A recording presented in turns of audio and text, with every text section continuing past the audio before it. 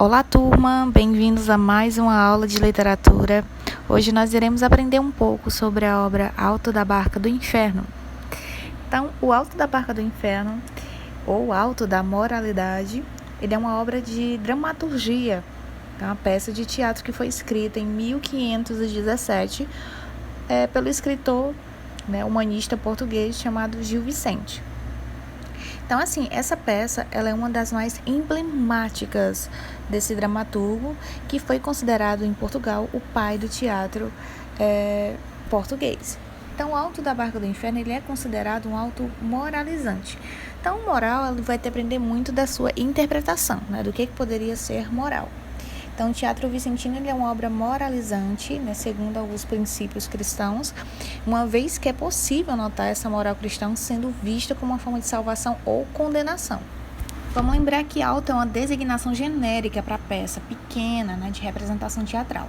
Então, vamos lembrar que tem um início de caráter religioso. Depois, lembrando que o alto ele já existia na Idade Média, e ele acaba se tornando popular nesse período mesmo da Idade Moderna como distração para o povo, certo? Então foi o Gil Vicente que introduziu esse tipo de teatro em Portugal. Então são peças inspiradas em mistérios, em milagres e principalmente em moralidades medievais, certo? Então vamos lembrar do que seria alto. Então, deixando também em observação que seus personagens eles são seres individualizados, a questão psicológica ela é individual, então cada ser tem sua própria personalidade, ok?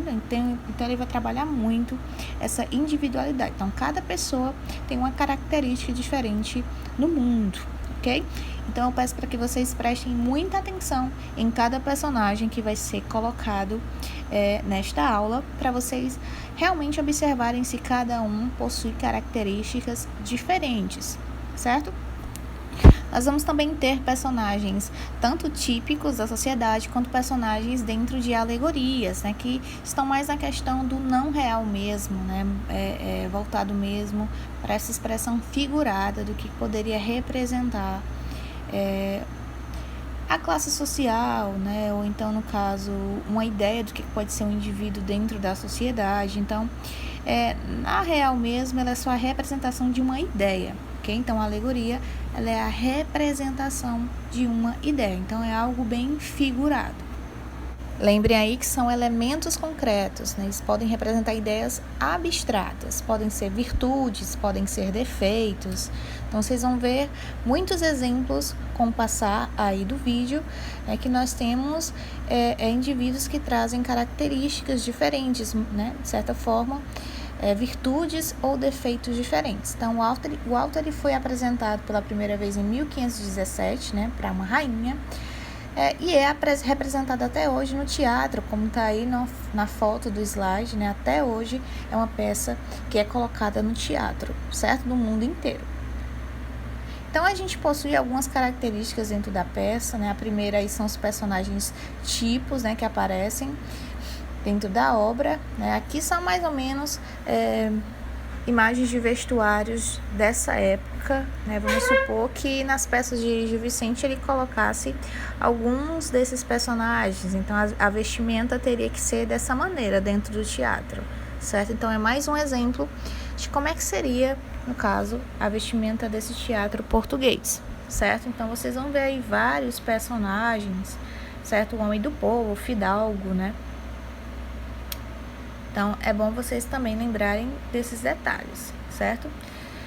Outra coisa que também vai ficar aí em vigor é a sensibilidade da captação dos flagrantes da vida real, Então, a gente vai ver muitos personagens que trazem uma realidade muito grande e outros personagens mais caricaturais. E, por fim, aqui a gente tem um caráter mais poético, sobre exatamente qual é o nosso pensamento e postura como cristãos. Aqui mais é uma curiosidade, da capa do Garcia Rezende, em que ele realmente reconhece que o Gil Vicente é um grande dramaturgo do teatro português. Passando um pouco aí dessa curiosidade, sobre o Gil Vicente, nós vamos falar um pouco sobre a estrutura, Na aula anterior a gente falou que dentro dessa nova modernidade da literatura, que é o humanismo, a gente trabalha a redondilha maior, né, e as redondilhas maiores são 7 sílabas poéticas, né? Então, depois dê uma lida, né, nesse slide em que há essa contagem de 7 sílabas. Então, vamos para a história, né? Vamos contar aqui a história para que vocês lembrem, né, de cada detalhe dela mais para frente.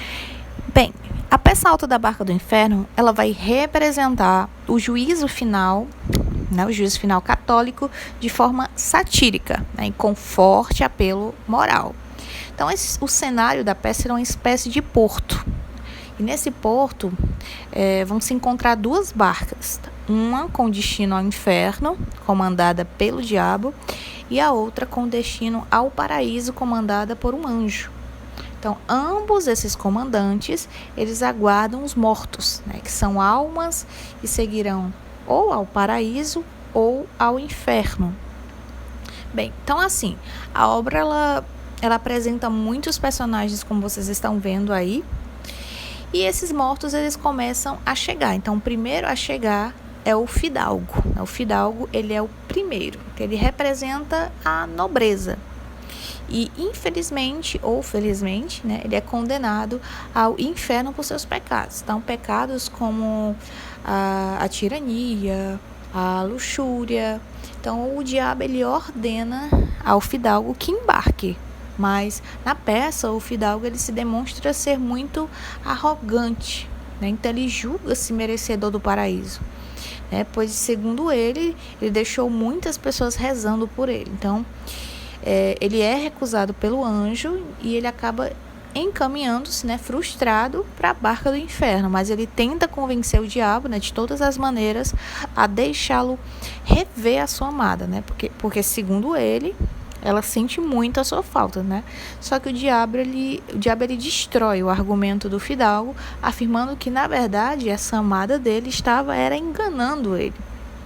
Okay? Então, a gente traz uma passagem muito forte do fidalgo de início, que é a primeira alma a passar no porto para ser julgada, certo? Então, é um personagem muito curioso. E eu quero que depois vocês façam uma reflexão, né? Será que realmente há muitos fidalgos no nosso dia a dia, na nossa população, né? Dentro da nossa sociedade? Será que ainda há muitos fidalgos? O próximo personagem a entrar é o onzeneiro, também chamado de agiota, né? Ele chega a seguir. Ele também é condenado ao inferno, tanto por ganância quanto por avareza, e ele tenta convencer o anjo, né, obviamente, a ir ao céu, né, mas acaba não conseguindo. E também pede ao diabo que o deixe voltar, né, para pegar a riqueza que ele acumulou, né, durante anos, mas ele é impedido pelo diabo e acaba na barca do inferno, certo? Então, ele é chamado pelo diabo aí de meu parente. Então, observe de por que ele pode ser chamado de meu parente, né? Porque talvez o diabo traga as mesmas características que esse personagem traz para o porto, né? Então, tanto pela ganância quanto pela avareza. Okay? Então, o zeneiro é um personagem muito interessante também da barca. Seguindo aí, nós vamos ter mais à frente da peça um personagem muito curioso, né, que mais à frente nós vamos aprofundar. Então, só deixando uma observação aqui, né, o onzeneiro ele realmente foi rico em outras vidas e acaba sendo julgado por isso. Então, o nosso próximo personagem, como eu falei, né, o terceiro indivíduo a chegar, ele se chama Parvo. Parvo é a mesma coisa que doido, tolo, ingênuo. Então, o diabo ele tenta convencê-lo a entrar na barca do inferno, né? Só que quando o Parvo ele descobre, né, qual é o destino dessa barca, ele vai diretamente falar com o anjo, né? Então, né, agraciando-se por sua humildade, ele permite-lhe entrar na barca do céu. Então, o anjo ele permite o Parvo entrar na barca do céu, porque o Parvo ele é muito verdadeiro, né?